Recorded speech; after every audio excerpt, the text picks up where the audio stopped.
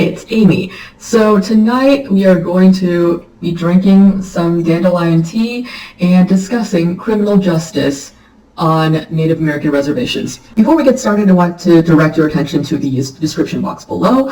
I have included some resources that I've gathered to provide further context and to accompany your reading of the book that I'm going to be talking about. So I have some articles, links to interviews with the author, and some readings, like story time read-alouds of the picture book Spotted Tail, which is another book written by this author. It is one of the most beautiful picture books I've seen.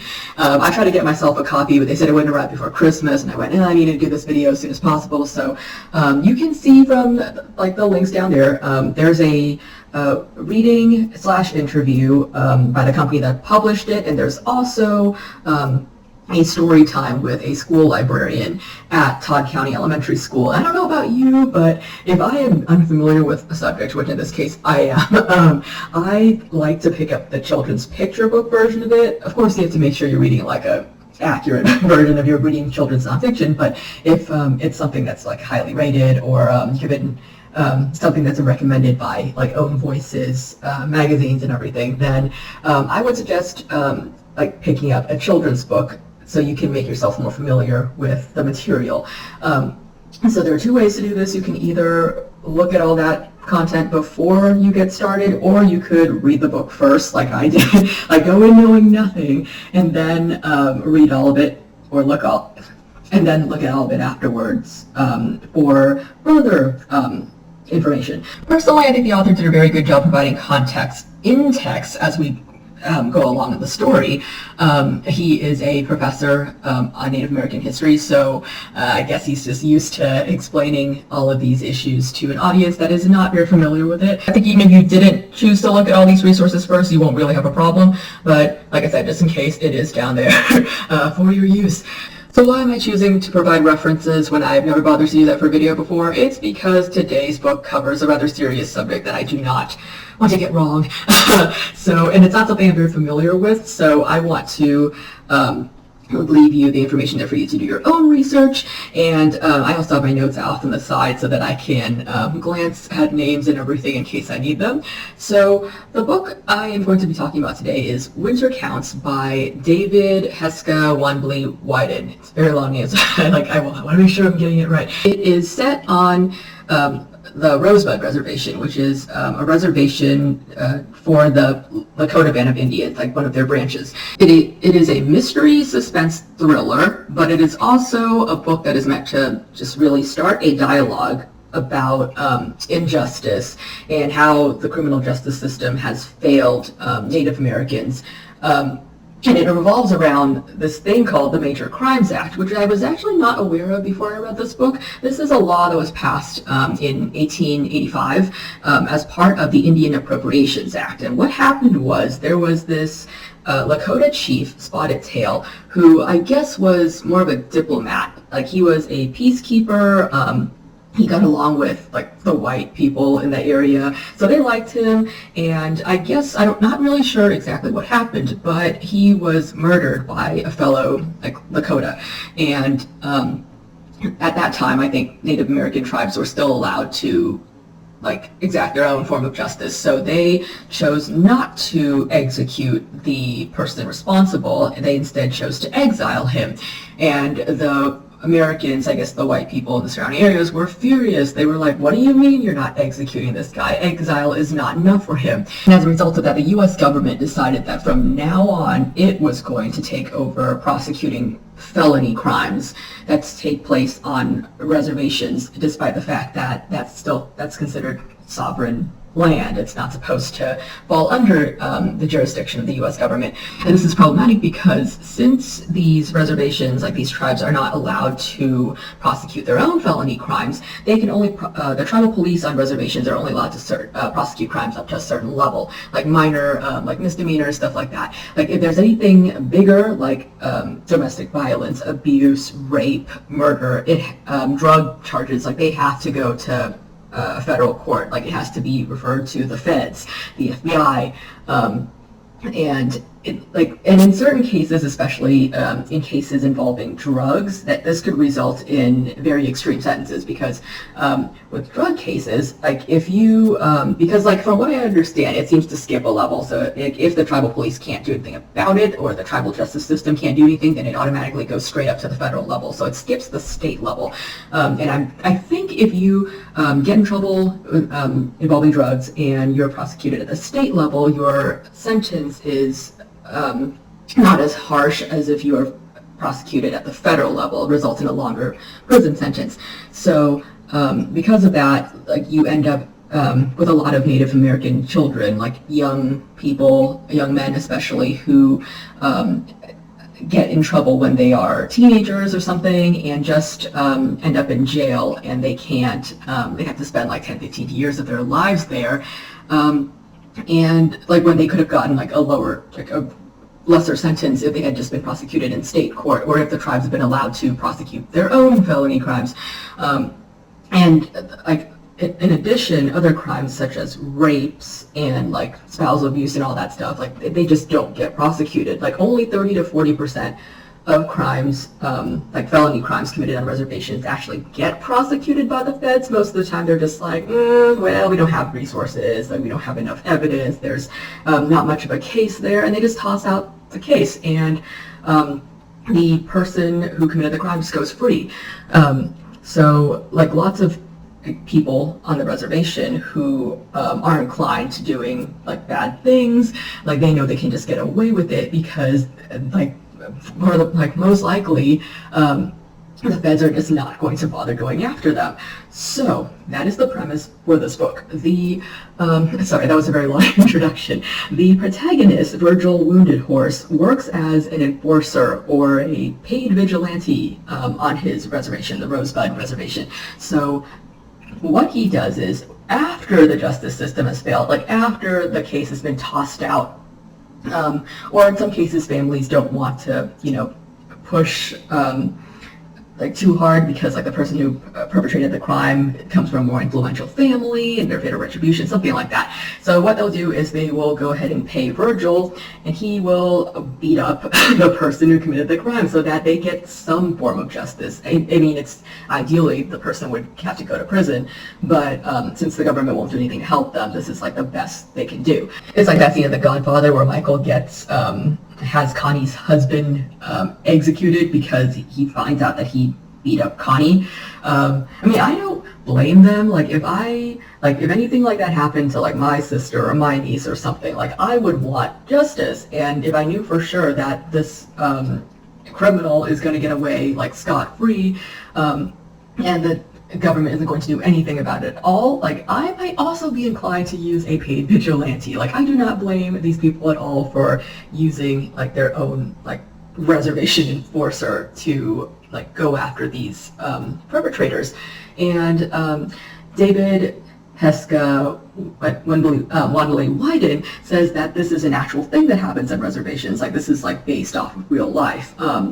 Like people do hire these paid vigilantes to like beat up or like disappear people that like have caused them these problems and aren't getting punished for it. So at the beginning of this book, Virgil, who is the first person narrator of this book, and if you are the type of person that's like, I hate first person narrators, I usually do too, but with this book, I listened to the audiobook, and I recommend that if you are into audiobooks because it is excellent.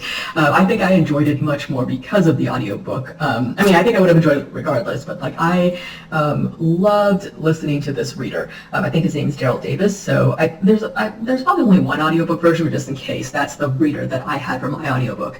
But yeah, at the beginning of this book, Virgil is asked by Ben, who is the father of his ex-girlfriend, and Ben is like a councilman. I think he's either like, he's basically someone pretty like high up in the tribal government, and he's also, his family has money, which is unusual on the reservation just because many of the like the Lakota Indians there, including Virgil himself, are from very impoverished backgrounds. Like they struggle a lot. Like they rely on like donations of food from like the local food bank and stuff like that. Like they don't have a lot of money lying around, but Ben is an exception. Like his family has a lot of money, so he is getting ready to run for re-election. And he wants Virgil's help in getting rid of this guy, Rick Crow, who has been causing some trouble by supposedly selling heroin on the reservation. And Ben offers him $5,000 if he completes this job for him, which $5,000, I mean, it's a decent amount of money, but it's not like something I would kill someone for, you know what I mean?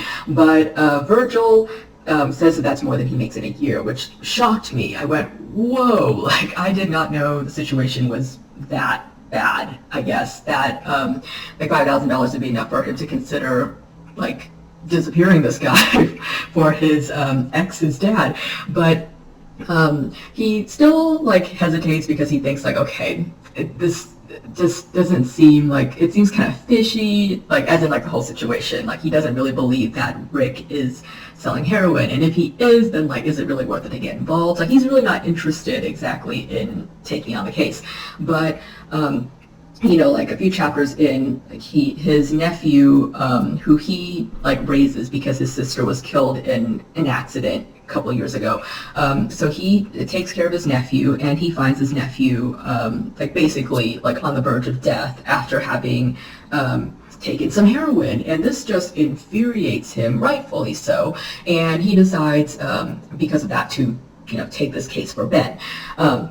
And after that, it's just like this whirlwind with pauses in between for flashbacks and just like moments where you kind of see like what life is like in the reservation, like some of the projects that people are taking on to improve like the quality of life for Native Americans. So example, like Virgil's ex-girlfriend Marie, who is my favorite character, by the way. Marie, she's such an awesome person. Like I mentioned before, Marie is Ben's daughter, so she's from a very privileged background, and but that doesn't stop her from wanting to help out her people. Like she, her parents want her to become a doctor, mostly for the prestige of it, but like she says that if she were to become a doctor, it would be to, help out like their people, because the health system there also sucks. Like I know I always complain about the American health system being shitty, but the Indian health service is even more substandard.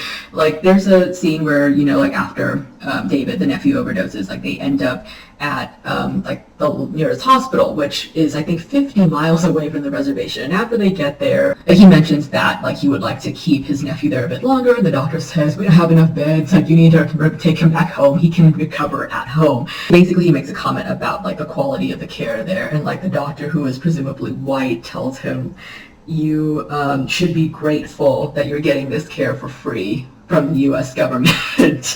And I just went, whoa, like holy shit. So Virgil mentions that like only doctors who can't get jobs elsewhere, or doctors who really, really want to help but are probably going to burn out soon. And it's the same with the teachers, will work on a reservation. Other than that, like nobody else really wants to work there. Like in my other video where I talked about The Only Good Indians, which is that Indian horror novel by Stephen Graham Jones, I mentioned that I was also surprised by how poor the conditions were on a Native American reservation. But like in that novel, like it was a horror novel, so everything overall was just like not very pleasant, and the characters were not exactly likable. So I like, while I felt like bad, like it wasn't like the level that I felt when I was reading this novel, where I do care for the characters a lot. I think they're people that really deserve a better life. And like there were just parts that really like broke my heart, I guess. And I'm like, I'm not like, my heart's probably this tiny. I'm like the Grinch. but for like when I was reading this book, like there were just some scenes, especially since Virgil's narrating, like he mentions like things that have happened in his past. Like moments where he has helped out or like witnessed something happening on the reservation that are just so tragic and could have been preventable if they, just had like better living conditions or more opportunities. Like, we know like addiction and like abuse and everything are just very prevalent on Native American reservations, and suicide as well. Like so many Native American teenagers commit suicide. And like when you're reading a book like this, you can kind of see like why these things happen. Like life is just very bleak on a reservation like this. Like it's like they just put these people here and like tried to forget about them or something, like they don't want to help them or have anything to do with them. And this is something that these characters are actively working to change. Like they don't want to just let, like I said, criminals get away with committing crimes, and they don't want to let their people just keep on dying and suffering. So they're finding their own ways to improve like lifestyles for like their fellow Lakota Indians. The author says that his goal with this book is to start a discussion that will hopefully, like eventually someday, lead to the repeal of this act, like the Major Crimes Act, that's causing all these problems on reservations, such as the one where his aunt and his cousin were murdered when he was younger. And after reading this book, like I really hope that like someday this does get better for them, because like I said, like the situations that come up in here, they will make you so angry or sad or both. If you are a reader of thrillers, you might not think this is the best thriller you've ever read, but I still recommend that you read it because, like I said, there's so much social commentary in here, and this is an important book that I think more people should talk about. And conversely, if you don't read thrillers at all, consider reading this one anyways. I think, like I said, it's something that more of us should be having a conversation about. So with that, I'm going to go ahead and end right here, and good night, everybody, and I will talk to you next time. See ya!